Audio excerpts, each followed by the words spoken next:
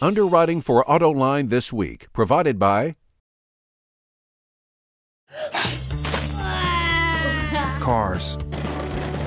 They've always captured our imagination. What they look like, how they move,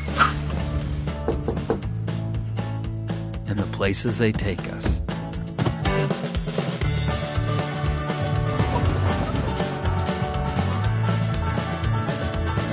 And because you've always loved them, you deserve to love the experience of buying them. From the Autoline Studios, here is your host, John McElroy. Want to thank you all for joining us on Autoline this week, where the discussion is all going to be about automotive retailing. Man, I have not seen so much action in this segment in my entire career. And I've got three experts to talk about what's going on in that segment, including Rob Kurnick, the president of Penske Automotive, Katie Coleman, the co-owner of Sellers Automotive Group, and Doug Fox, the president of Ann Arbor Automotive. And great to have all three of you here on the show today. Thanks for having us. Rob, as I said in the intro there, I've never seen so much action revolving around automotive retail. We saw Warren Buffett step in not too long ago, bought out the Van Tuyl Group, a very big automotive retail group. Now there's word that George Soros, another billionaire investor, is nosing around as to what he can do in this sector. What's going on here? Why so much interest in automotive retailing right now? Well, how do you read it? Well, from our perspective, I think it is a validation of sort of what we've been. Another billionaire around is Roger Penske. He's been in this business for quite some time, and it's done quite well for us. I mean, if you look at our business, back in 2000, we were doing about $1.3 billion in revenue. Today, we're trending towards $20 billion. And so the opportunity for growth, if you really want to invest in growth businesses, I think it's a terrific business, and I think it's something that Warren Buffett would be very, very interested in, and demonstrated that. You look at the industry in the United States, it is 92% of the industry is unconsolidated. Only 8% is consolidated. And then that excludes the worldwide footprint. We have a very big portion of our business in Europe. It too is changing and restructuring, and there's consolidation opportunities, not to mention the BRIC countries that you see with China and Brazil and India.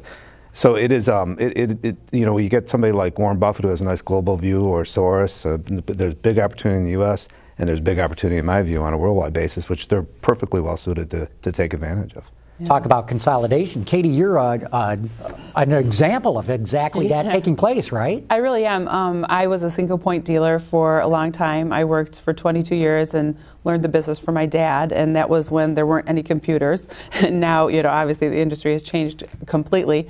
But about a year ago, I decided to go into partnership, and really because I feel that a single point dealer is going to have a harder and harder time making it with all the expenses and costs and things that you have to manage as a single point. So I went into partnership, and now I am co-owner of the Auto Group. And you're right, that's a change. So by combining dealerships, you can consolidate all the back office operations, so to speak? Yeah, I think the low-hanging fruit is back office, and then some of the contracts that you can renegotiate and get better pricing, because now you're doing it for 4 stores and those kinds of things. But that's just one of the benefits. But really, it's you could see growth for our managers. If you're at a single point, you've had a manager for 20 years, 30 years, there's no room for other good talent to come up. So with an Auto Group, we've been able to bubble up some of that, better talent and show them some mobility for their careers, and that's also been one of the benefits.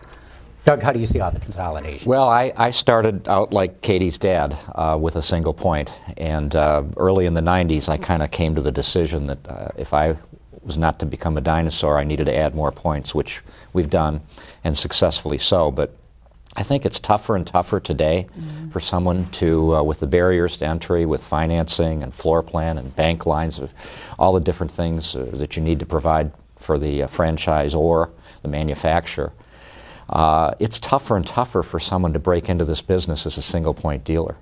So those points are being gobbled up in many cases by the big guys, and so it'll be pretty interesting, I think. Yeah. You're going to add there, Rob? I do. I think Katie made a great point. This business is all about people. It is all about people, and the ability to attract really talented people, especially talented young people, into the business means you have to hand them a career. Yes. And when you have a business like ours, which you can develop a career and you can have bigger and bigger and bigger stores, or on a smaller basis, what Katie's doing, what Doug's doing.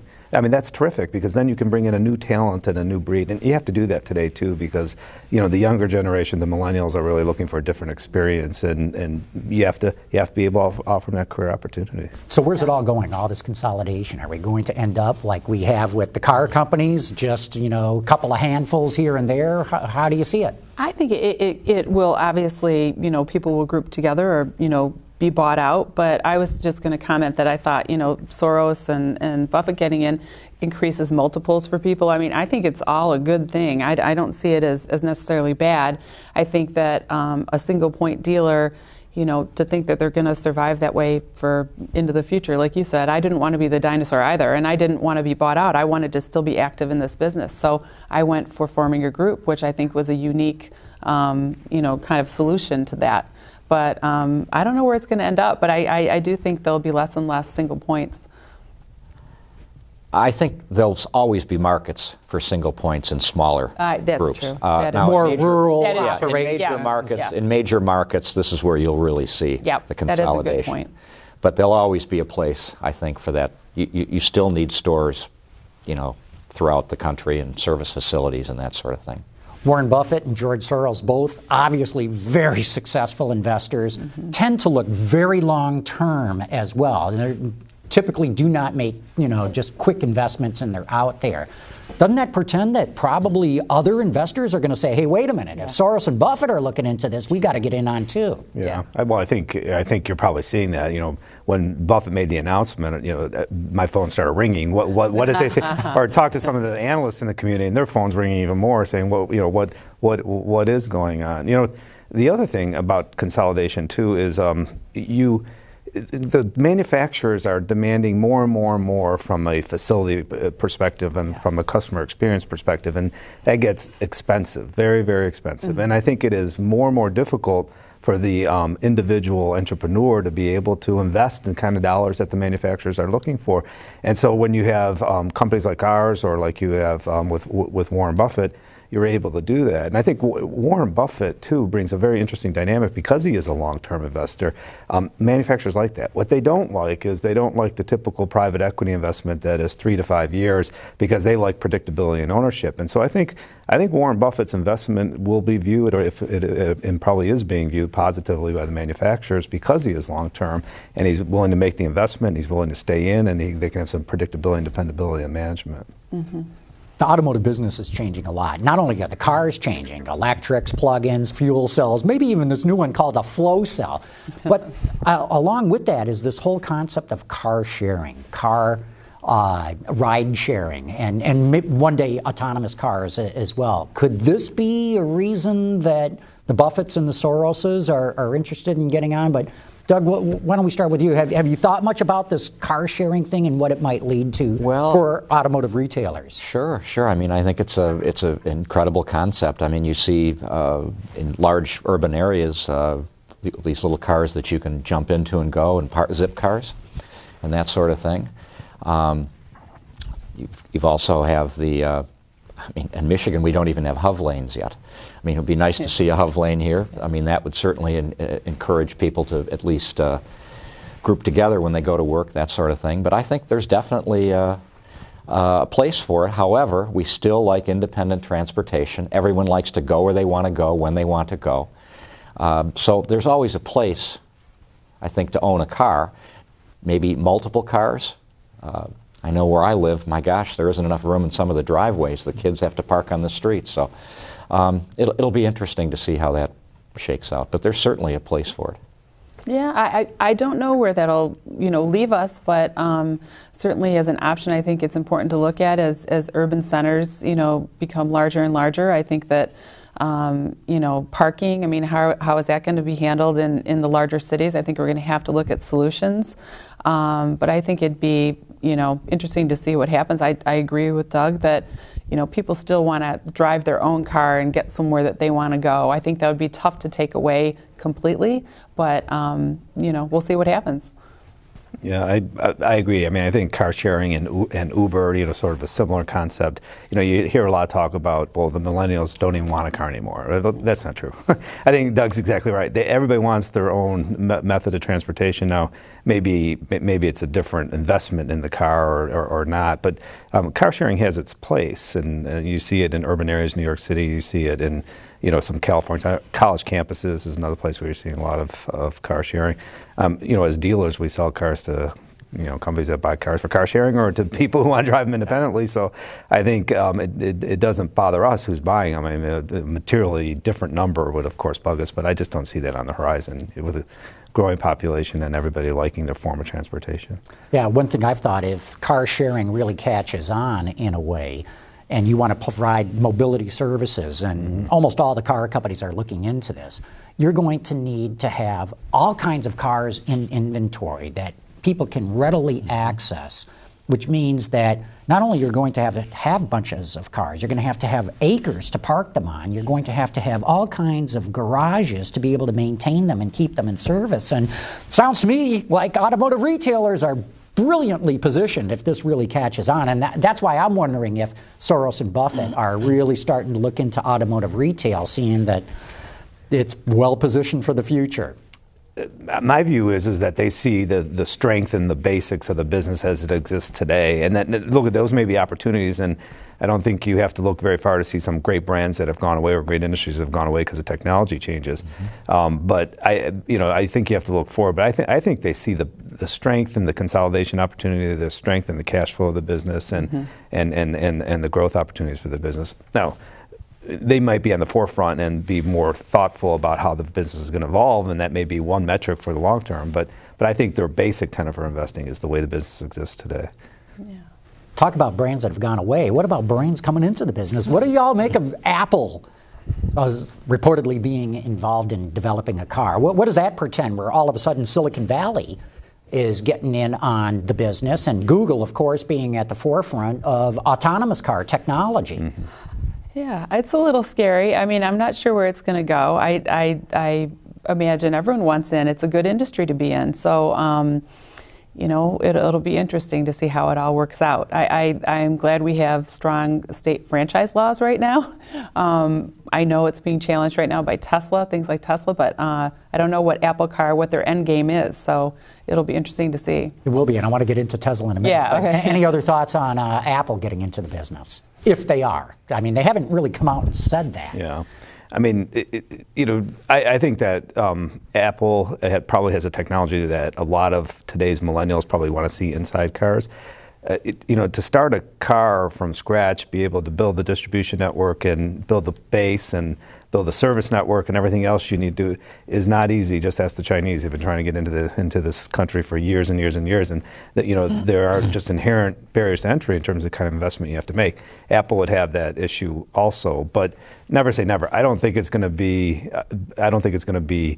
in 5 years that we're going to see a whole Apple distribution network, but you never know. Things change quickly if you're not focused on it. You never know. So. Yeah, I think Rob makes the point, and the Chinese is exactly the answer. I mean, everybody 8-10 years ago said, "Oh, the Chinese, they're right on our shores. They're here." Well, they're still not here, and it's because of exactly what Rob says: those barriers to entry, developing that distribution network.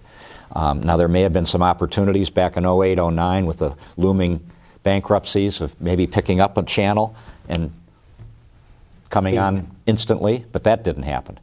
So, well, it did kind of with Volvo, I guess. It did, right. So we'll have to see how that works out. And you're right. Look, to break into the American market, it's the hardest market in the world to break into. There's no question about it. And I say that because there's already Chinese brands in Europe. You can buy Chinese vehicles. Not here yet. They haven't quite cracked the code when it comes to emissions and safety standards. Yeah. But would you take a Chinese franchise if you thought it looked good? Sure. Yeah. Sure. Absolutely. Katie? Yeah. Rob, you too? I mean, yeah, it depends on the right one. You go back to when Hyundai came into the country, and look how long it took for the dealer network to really grow and to really be profitable. Because as we know as dealers, it's not just selling the car where you're making money. As a matter of fact, it's that service, and it takes a long time to build those units in operation where you can actually have a profitable dealer operation. That's why it is so difficult to penetrate the market, because it takes quite some time to develop a profitable dealer chain. Of course, Tesla's tried to pull an end run around you guys, and you know, everybody I talk to that is not an automotive retailer says, what's wrong with that? Why can't they go and just sell direct if that's the way they want to? So I'm asking you, what's wrong with that? Why can't they just sell direct? I'll start. Go ahead, Katie. You're up first. Really, I feel like a dealership in a community is a large tax base. It's a large employer. It supports the Little League teams. It supports so many small charities. I don't think that people really understand what getting rid of something like that may mean. I know it wouldn't be, you know, right away with somebody like Tesla coming in, but it just worries me long term. The investment that we put into our stores is huge. You know, it's millions of dollars that we invest. And if somebody can come in and not have to do that, and what does that mean for, let's say, GM putting a factory store near a store that's franchised? I just don't know what it leads to. So it is a little worrisome that way. Competition is good. I can understand why the regular, you know, consumer doesn't quite understand why a dealer would be concerned about it, but I do think it's a concern. I think it's a concern for them whether they know it or not. I think there are real-world consequences to the consumer if something, heaven forbid, should happen to that manufacturer. Yeah. Anyone who owns a Fisker today is probably pretty doggone happy that they had a dealer network, because there's still some place to go to have that vehicle serviced. And that is an incredibly important component to what we provide. We're there, we're the investor, we're the brick and mortar that will be there when that car needs to be repaired, a warranty issue, a recall, that sort of. If that manufacturer goes away and they were also the distribution, the retail side of the network, they're gone. I think that's exactly right. I mean, but we had a Fisker store in Scottsdale, and we opened it just before the bankruptcy was filed. We shut it down. We had 6 cars. I mean, we bought the cars back, you know, essentially because it wasn't, you know, we didn't want to provide service. Customer really didn't want them after they were bankrupt. But, you know, and I think that from a public policy perspective, that's an incredibly persuasive argument. That is why you should have it, is because you really do. We have a customer base. We have a dealership network. We have service we can provide. We can buy the car back. We're not gone the next day. The other thing, too, is, you know, you look around the world. I mean, we have a franchise system here. But you go to Europe, or you go to China, or you go anywhere around the world, and they still, mostly, the most successful car companies have independent dealers. They may not have franchise protection in the true sense. They have different things like block exemption in Europe and some of the other laws. But it is... That works. It's very, very successful. And the one country I think is a very difficult country to retail in is Germany. And Germany, because they have many, you know, company-owned or called Niederlassens, factory-owned stores, and they just don't operate the company. They don't operate the dealership or treat the customer the way I think customers are expected to. I think the entrepreneurial aspect of the dealership really works very, very well. I think we'd let Tesla sort of run its course, see if it's successful, but I'm actually not afraid of it. I think even if they had some success, I think that the franchise system and the customers look to that as sort of, you know, neighborhood dealer is here to stay. Well, you know, I think Mike Jackson, the CEO of AutoNation, another big automotive retail group, had a great line. He said, I have nothing against Fisker wanting to sell direct, nothing at all. But when they decide that they want a profitable, efficient way of distributing their cars, they're going to come to us. He's exactly right. That's exactly right. Yep. I thought that was pretty good. Yeah. Talking about buying a car, one of the biggest complaints, and you all know this better than I do, is how long it takes to buy a car. You can be at your stores for hours. You know, I can get online, I can buy a toaster from Amazon like that, and it's going to get shipped to me. And I know there's a lot of regulation, but, you know, Rob, let's start with you on that. How big of an issue is this, and what can be done? Yeah, I mean, it is. I think that's sort of the flavor of the day. Everybody talks about online buying now, and whether, you know, some companies have come out and said, you can buy a car online from us. Well, you really can't yet. I mean, but let's say you won't be able to, but you can't yet because of the regulation issues and then the interfaces with let me just jump in to point out there are 85 federal regulations regulating how you all the paperwork to go through to buy a car. And then there might even be some state and local ones too. But and so I think eventually, I think someday everything you'll be able to do it. It'll be automated. I mean, I think you'll still have the connection with the dealer because you have to take delivery and you have to have the service and everything else. But shortening that period in the dealer is an objective of ours, and the tools are available now, and we're very, very active in it. I mean, you want to be able to do as much of the transaction as you can online, which is a substantial portion of the transaction, and then even email them or Federal Express or something the entire package and have them come in, so that the time in the dealer is shortened dramatically as it comes to filling out the paperwork and doing everything else you need to do. And where you really spend the time, because I don't think customers want to leave the dealer really quick. I think they want to be there, but they want to understand the car, especially in today's world where it's so complicated. They want to have a delivery specialist or a product specialist walk them through, how does my radio work, how does the nav system work, how do I interface with my telephone. That's really where the customer wants to spend the time, and I think we as dealers have to be able to figure out how to devote our time towards that and less time towards sort of the painful, burdensome process of buying and financing a car. Yeah. We're working on something that we're really excited about called Your Online Dealer. So we have a website, youronlinedealer.com, and we're creating a virtual showroom experience, and we're using live auto guides to have the consumer be able to have that experience of being in the showroom, but do it from their computer so that they can get through as many of the process pieces of being in the showroom online as possible, as many as they would like to. It's listen, we still want them coming into our showroom, and we're there, and we've got lots of traffic, but we also realize how busy everyone is, so we're trying to look at it like some of the pieces that would take their time in the showroom they could do online with us, and the next step for us would be looking at e-signing and getting to those next steps that Doug was talking about. But I think it will be the way of the future, and it's exciting. I mean, really, it's something new and different to try to work towards. The consumer just wants to have things be shorter, and they've got a busier schedule, so we're trying to accommodate that. I think what Katie's doing is really cutting edge. We're watching it very closely. Oh, cool. And I think we're all moving in that direction. And it already is happening with the digital age and all the technology that's available to the consumer today. I mean, they can look at our inventory, they can select a vehicle. We know they've narrowed their search down dramatically more today than it was 20 years ago. When they come across the threshold today, they're pretty well narrowed down to what they want. There's one component, though, that kind of is the gray area, that it's kind of like the clinical side of medicine. I don't know how you could ever eliminate that side of examining the patient and finding out what's wrong, and we need to do that with trade-ins.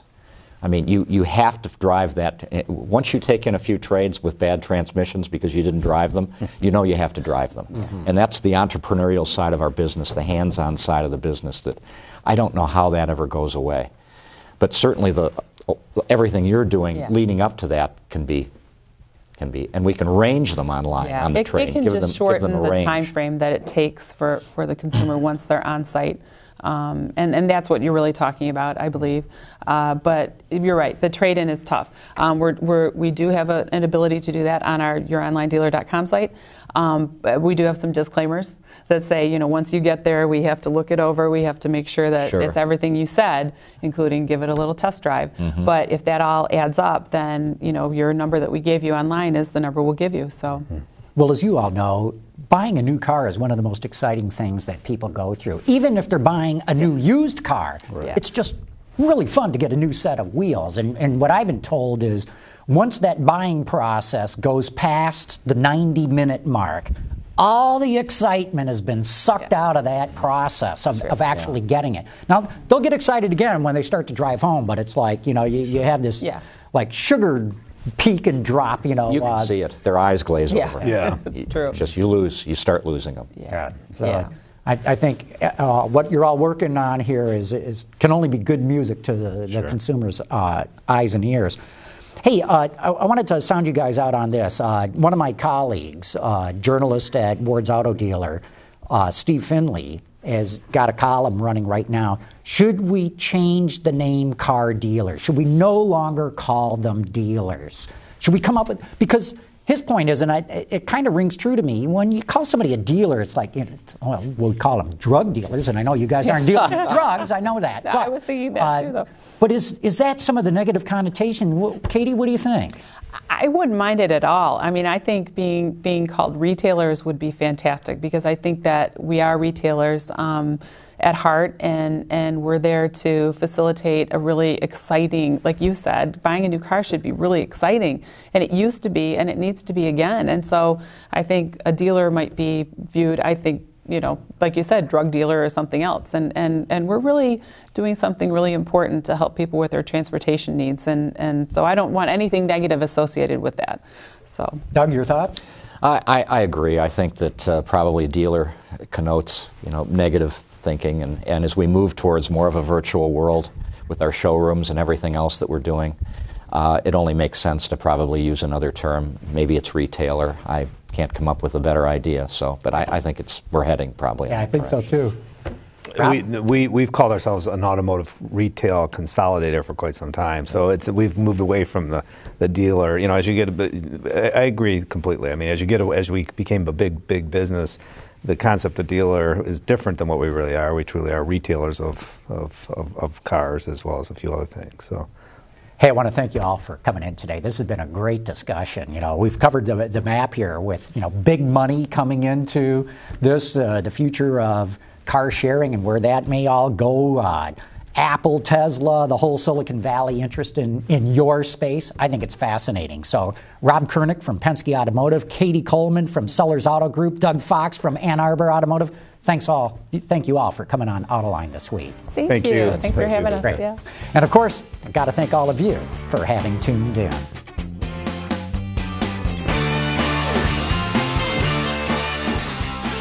Underwriting for Autoline this week has been provided by...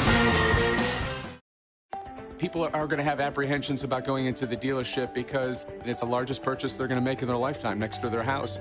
So they have to figure, can I afford this? TrueCar gets to the heart of the matter. Within 60 seconds, you're going to find out what the average customer is paying for that car.